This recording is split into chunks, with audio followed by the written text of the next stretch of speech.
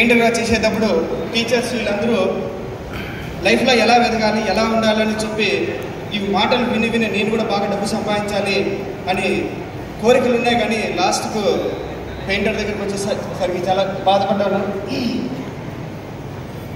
ఆ తర్వాత పెయింటింగ్ చేస్తూ ఉంటే ఒక కంపెనీ పరిచయం అయింది. ఆ కంపెనీ నుంచి 5 years చేశాను. నెట్వర్క్ మార్కెటింగ్లో డబ్బు బాగా వస్తుందని చాలామంది చెప్తూ ఉంటే సరే అవుదామని చెప్పేసి జాయిన్ అయ్యి 5 years దాంట్లో బాగా హార్డ్ వర్క్ చేశాను. దాంట్లో వచ్చిన హైయెస్ట్ చెక్ నాకు 2000 అండి. ఎంతండి? 2000 వచ్చింది. ఆ తర్వాత నాకు అర్థమైపోయింది ఇవన్నీ బోగస్ అని చెప్పేసి వెళ్ళిపోయి ఏ నెట్వర్క్ మార్కెటింగ్ వద్దని చెప్పేసి పెయింటింగ్ చేసుకుంటున్నా. ఎవరైనా ఇలా మార్కెటింగ్ ఉంది బాబు నువ్వు చేస్తావా అని నా దగ్గరికి వస్తే వాళ్ళు ఏమీ లేదు, లోపలికి తీసుకెళ్ళి బాగా కొట్టి బయటికి తరిమేస్తారు. అంత నెగిటివ్ కేసులు పెట్టాము, స్ట్రైకులు చేసాము. ఇలా నెట్వర్క్ మార్కెటింగ్ ఇంత నెగిటివ్ పర్సన్ నేను. అలాంటి టైంలో మా అప్లైన్ మా ఇంటికి వచ్చాడు. మళ్ళీ నీతో ఒక మాట మాట్లాడాలి, ఇండియన్ కంపెనీ వెస్టీజ్ అని ఒక కంపెనీ వచ్చింది, దాని గురించి నీతో మాట్లాడాలంటే సార్ నా గురించి నీకు తెలుసు కదా అని. నువ్వేమన్నా చేయి, తర్వాత నువ్వు ఫస్ట్ ప్లాన్ విను అన్నాడు. సార్ వెస్టీజ్ ప్లాన్ ప్రొడక్ట్ విన్న తర్వాత నాకు ఆ రోజు అనిపించింది సార్ ఈ భూమి పైన 8 వండర్ ఏదైనా ఉందంటే వెస్టీజ్. ఆ తర్వాత నేను ప్లాన్ విన్న తర్వాత నేను ముందుకెళ్ళాను.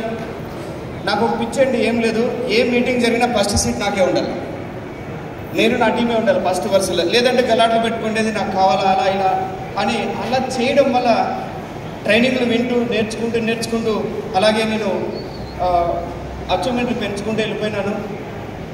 సిల్వర్ అయ్యి తర్వాత స్టార్ అయిన తర్వాత డైమండ్ అయ్యాను. డైమండ్ అయిన తర్వాత మా అప్లైన్ నాకు ఫోన్ చేశాడు, వలి ఈరోజు మార్నింగ్ నీకు ఫోన్ చేసింది ఎందుకంటే ఈరోజు నీ జీవితంలో నువ్వు సువర్ణ అక్షరాలతో రాసుకోవచ్చు అని. ఏమైంది సార్ అని, నీ ఫోటోను బాలీ సారు ఫేస్బుక్లో షేర్ చేశాడు అని. పెయింటర్గా ఉంటుంటుంది కదా, అది నేను లేచి ఫేస్బుక్ చూస్తే అది సారు షేర్ చేశారు. Very happy. ఆ రోజు నుంచి నాకు లైఫ్ టర్న్ అయింది. అలాగే కార్ కూడా తీసుకున్నాను. కార్ ఎవరు టచ్ చేయొద్దనే వాళ్ళు, పెయింటర్ అంటే పెయింట్ మళ్ళీ క్లీన్ చేసుకోలేము, టచ్ అయిన వాళ్ళు. అదే అనంతపూర్లో ఈరోజు 10 lakhs కార్లో నా పిల్లల్ని తీసుకొని తిరుగుతూ ఉంటే అందరూ ఆశ్చర్యపోతారు, అరే పెయింటర్ కార్ తీసుకున్నాడని. అలాగే ఫ్లైట్ కూడా టచ్ అయిన వాళ్ళు 2 times నేను ఫారిన్ ట్రిప్ పోయించాను. అలాగే నా జీవితంలో ఒకటే ఆశయం ఉండింది, ఎప్పుడూ రేకుల షెడ్లోనే ఉన్నాను కదా, 10 feet తెలుసు కదా, 10 అడుగులు ఒక స్లాబ్ వేసుకోవాలి. స్లాబ్ వేసుకొని మేము కూడా స్లాబ్లో ఉన్నాము, స్లాబ్ కింద ఉన్నాము, రూమ్లో ఉన్నాము, షెడ్లో లేమనుకునే వాళ్ళు త్రూ వెస్టీజ్ ద్వారా 50 lakhs 3 floor డూప్లెక్స్ బంగ్లా కట్టాను. అది 50 lakhs కట్టాను. ఆ తర్వాత నాకు ఒకటే డ్రీమ్ ఉంటుంది, బాలీ సార్ చెప్తాడు కదా, సోచనేగా హిమ్మత్తో కరోని.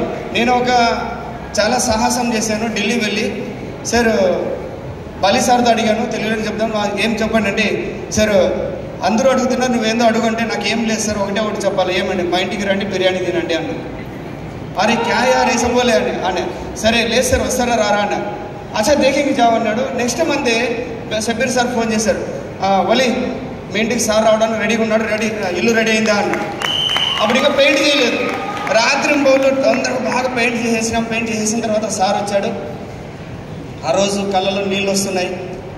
3,000-4,000 కోట్ల అధిపతి లగ్జరీ కార్లలో వస్తూ ఉంటే ఆ వీధిలో ఉన్న వాళ్ళందరూ రాజకీయ నాయకులు కూడా లేరు, కానీ అంత పెద్దగా వచ్చి క్యూలో నిలబడి అంత పెద్ద కోటీశ్వరుడా, ఇంటికి వచ్చాడా. ఇదంతా మన Subbaiah Shetty sir. Thank you so much sir. సారే తీసుకొచ్చారు, మన బాలీ సార్ని మా ఇంటికి తీసుకొచ్చారు. షబ్బీర్ సార్ను సుబ్బయ్య శెట్టి సార్ తీసుకొచ్చారు. సారు 1 hour మా దగ్గర ఉన్నాడు, బాగా మాట్లాడినాడు. ఆ రూమ్లోకి తీసుకెళ్ళాడు, ఏం చేస్తున్నావు ఎక్కడ ఇంత అంటే అన్నీ క్లియర్ చేసుకుని సార్ వెళ్ళాడు. చాలా హ్యాపీ. దాని తర్వాత నేను అలాగే స్టెప్ బై స్టెప్ వస్తూ ఉన్నా. ఇల్లు కూడా కట్టాను, అన్నీ అయింది. కానీ ఇక్కడ నా జర్నీలో జరిగిన 2 విషయాలు మీతో షేర్ చేసుకొని క్లోజ్ చేద్దాం, టైం లేదు కాబట్టి. ఓకేనా, రైట్. ఏదైనా సరే మనం ఒక పని చేసేటప్పుడు వెస్టీజ్లో నాకు బాగా నచ్చింది ఏమంటే, చాలామంది రిటర్న్ వెళ్ళిపోవడానికి కారణం ఏమంటే ఎవరో వచ్చి జాయిన్ అయ్యి వాళ్ళు పని చేయలేదని మీరు కూడా వెనక్కి వెళ్ళిపోతారు. ఎస్ఆర్నో? ఎందుకంటే వాళ్ళ వల్ల నేను ఈరోజు కిందికి పడిపోయినాను, వాళ్ళ వల్ల నాకు పీవీ రాలేదు అనేసి చాలామంది టెన్షన్ పడుతూ ఉంటారు. ఎస్ఆర్నో? ఎస్. రియల్గా నేను చెప్తున్నాను చూడండి, ఇక్కడ విఎంసీఎం లీడర్స్ ఉన్నారు కదా, నేను సాహు సార్ని, విజయరాజు సార్ని చూసి నేను మోటివేట్ అయినాను తెలుసా. నా అప్లైన్ తీసుకొని వచ్చేసి చూడు అతనికి భాష రాదు ఆయన ఎలా చేస్తున్నాడు చూడు, నువ్వు పోయిన వాళ్ళు వదిలేసి వేరే వాళ్ళని తీసుకో, విజయరాజ్ సార్ని చూస్తే అగ్రిగోల్లో ఉన్న అప్పులన్నీ తీర్చేసి ఎలా ఉన్నాడు చూడు అని చెప్పేసి ఆ రోజు నిర్ణయం తీసుకొని నేను తీసుకున్నా. అలా మోటివేట్ అవ్వాలి. కానీ కిందికి పన్యాలు వేసినాను అనడానికి వీళ్ళిద్దరే సాక్ష్యం.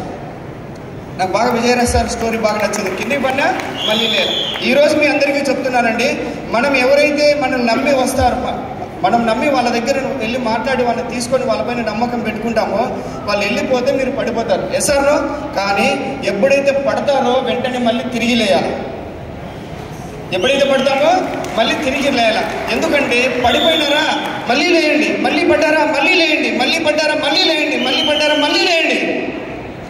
కానీ ఎన్నిసార్లు పడితే అంత నాలెడ్జ్ మీకు వస్తుంది. ఎన్నిసార్లు పడితే అంత నాలెడ్జ్ మీకు వస్తుంది. ఎన్నిసార్లు దిగుతారో వడ్డీతో సహా కోట్లలో డబ్బు మీరు తీసుకుంటారు, వడ్డీతో సహా డబ్బు తీసుకుంటారు. Okay, thank you.